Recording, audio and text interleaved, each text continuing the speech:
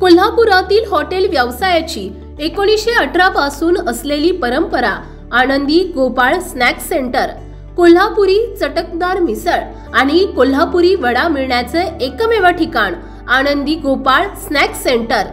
तिखट आहे पण झटका नाही, चटकदार आहे पण जळजळणारी नाही, मधुर आहे पण गोड नाही, खाल्ल्याशिवाय चव कळणार नाही। एक वेळ आपण चव घेऊन पहा। मिळण्याचे ठिकाण श्रीनाथ मच्छी ढाबा, वीर धरणावरील सर्वात जुना ढाबा, तोंडल, तालुका खंडाळा, जिल्हा सातारा। वीर धरणावर। मोबाईल नंबर 9960885771 आणि 9767164161।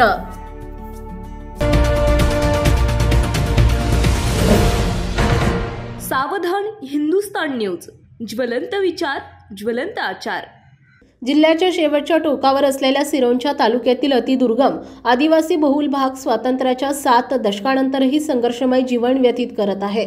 असाच प्रकार तालुक्यातील अतिदुर्गम भाग असलेल्या रेंगुटा कोटापल्ली या परिसरात दिसून येतोय। प्राणहिता नदीलगत वसलेल्या या गावातील नागरिकांना आवश्यक गरजांसह आरोग्याची समस्या सोडवण्यासाठी नदीतून डोंग्याच्या साहाय्याने जीव मुठीत घेऊन तेलंगणा राज्यात गाठावे लागत आहे। सदर जीवघेणा प्रवास ब्रिटिश काळापासून कायम असताना प्रशासन याची दखल केव्हा घेणार असा प्रश्न उपस्थित होतोय। सिरोंचा तालुक्यातील 70 किलोमीटर अंतरावर असलेल्या अतिदुर्गम भाग म्हणून ओळखले जाणारे रेंगुटा कोटापल्ली परिसरात शासन आणि प्रशासनाचे कोणतेही विकास कामे झालेले नाहीत, त्यामुळे नागरिकांना अनेक अडचणींना सहन करावा लागतोय। या परिसरात तब्बल 20 गाव प्राणहिता नदीला लागून असलेल्या या परिसरात महाराष्ट्र राज्य शासनाने कोणत्याही सुविधा मिळत नसल्याने 20 गावातील शेकडो नागरिक नदी पात्रातून धोकादायक प्रवास करून तेलंगणा राज्यात जावं लागतंय। स्थानिक लोक ब्रिटिश काळापासून डोंग्याच्या साहाय्याने जीव मुठीत घेऊन प्रवास करतायत। याकडे मात्र शासन प्रशासन लोकप्रतिनिधींचं पूर्णपणे दुर्लक्ष होत असल्याने स्वातंत्र्याचा अमृत महोत्सवानंतर सुद्धा या परिसरातील नागरिकांना वनवास भोगावा लागतोय। देशभरात स्वातंत्र्याचा अमृत महोत्सव साजरा करत असताना रेंगुटा कोटापल्ली परिसरातील 20 गावातील नागरिकांना तेलंगणात जाण्यासाठी कराव्या लागणाऱ्या लाकडी नावेवरील जीव मुठीत घेऊन नदीतून जलप्रवास करावा लागतोय।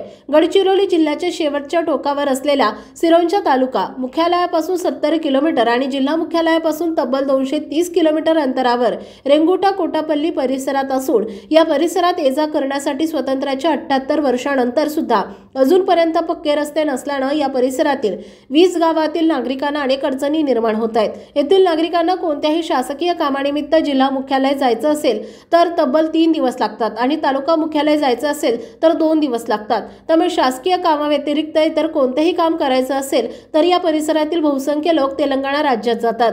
नदी ओलांडल्यावर फक्त 50 किलोमीटर अंतरावर मंचेरियाल नवनियुक्त जिल्हा असल्याने वैद्यकीय गरजा, खरेदी विक्री, रेल्वे प्रवासासाठी अनेक सोयीस्कर होत असल्याने या भागातील बहुसंख्य नागरिक तेलंगणाचा आधार घेतात। तसेच या भागातील नागरिकांचे तेलंगणा राज्याशी रोटीबेटी व्यवहार चालतो। मात्र प्राणहिता नद्यांवर पूल नसल्याने नागरिकांना कोटापल्ली गावाजवळ असलेल्या प्राणहिता नदी पात्रातून जीव धोक्यात घालून नावेद्वारे जलप्रवास करावा लागतोय। त्यामुळे महाराष्ट्र राज्य शेवटच्या टोकावर असलेल्या कोटापल्ली आणि तेलंगणा राज्य शेवटच्या टोकावर असलेला वेमनपल्ली येथील प्राणहिता नदीवर आंतरराष्ट्रीय पुलाच्या बांधकाम करण्यात यावे अशी मागणी शेकडो वर्षांपासून करत आहेत। मात्र याकडे प्रशासनाचं दुर्लक्ष होत असल्याने या परिसरातील नागरिकांनी 12 महिने जीव धोक्यात घालून प्राणहिता नदीतून जलप्रवास करावा लागतोय। या समस्यांकडे शासन प्रशासनाचं लक्ष वेधून लवकरात लवकर कोटापल्ली गावाजवळ आलेल्या प्राणहिता नदीवर आंतरराष्ट्रीय पुलाचं बांधकाम करण्यात यावे अशी मागणी परिसरातील नागरिकांकडून होत आहे। महाराष्ट्र राज्याच्या शेवटच्या टोकावर असलेल्या कोटापल्ली आणि तेलंगणा राज्याच्या शेवटच्या टोकावर असलेल्या वेमनपल्ली या दोन्ही गावांना जोडणाऱ्या आंतरराष्ट्रीय पुलाच्या बांधकाम प्राणहिता नदीवर झाला, तर रेंगुटा कोटापल्ली परिसरातील 20 गावांसह टेकडा, जाफराबाद परिसरात 10 तसेच अहेरी तालुक्यातील लाकचेन, वेंकाटपूर, देवलमारी परिसरातील 20 गाव आणि बेजूरपल्ली, अमाणूर, जिमलगट्टा परिसरातील 50 गावांसह असे अनेक गावातील नागरिकांना तेलंगणा राज्यात ये-जा करण्यासाठी सोयीस्कर होतो आणि तेलंगणा राज्यातील मंचेरियाला जिल्हा कोमराम भीम आसिफाबाद जिल्ह्यातील जवळपास 100 गावातील नागरिकांना या पुलामुळे सोयी उपलब्ध होईल। महाराष्ट्र राज्यात कोटापल्ली आणि तेलंगणा राज्यात वेमनपल्ली या दोन्ही राज्य जोडणाऱ्या आंतरराष्ट्रीय पूल बांधकामासाठी जवळपास 100 कोटी रुपये लागतात। परसेवाडा टेकडा आणि परसेवाडा बेजूरपल्ली या दोन्ही मार्गाला 63 क्रमांक राष्ट्रीय महामार्ग झाल्यास सिरोंचा आलापल्ली राष्ट्रीय महामार्गाने जाणाऱ्या जड वाहन बेजूरपल्ली परसेवाडा कोटापल्लीवरून तेलंगणा राज्यात ये जा करण्यासाठी सोयीस्कर होतो आणि तेलंगणा राज्यात जाण्यासाठी हा मार्ग जवळ पडतो। या पुलामुळे परिसरात विकासाला गती मिळून परिसरातील बेरोजगार युवकांना मोठ्या प्रमाणात रोजगार मिळतात। विशेष म्हणजे कोटापल्ली गावाजवळ प्राणहिता नदीवर आंतरराष्ट्रीय पूल उभारणीबाबत पाहणी करण्यासाठी 2 ते 3 वेळा दोन्ही राज्यातील अधिकाऱ्यांनी येऊन नकाशावरून पाहणी केली असल्याची चर्चा परिसरात नागरिकांकडून 2014-15 मध्ये सुरू होती, मात्र आजपर्यंत काहीच झालं नाही। सावधान हिंदुस्तान न्यूजसाठी प्रतिनिधी रवी बारसांगाडी, सिरोंचा।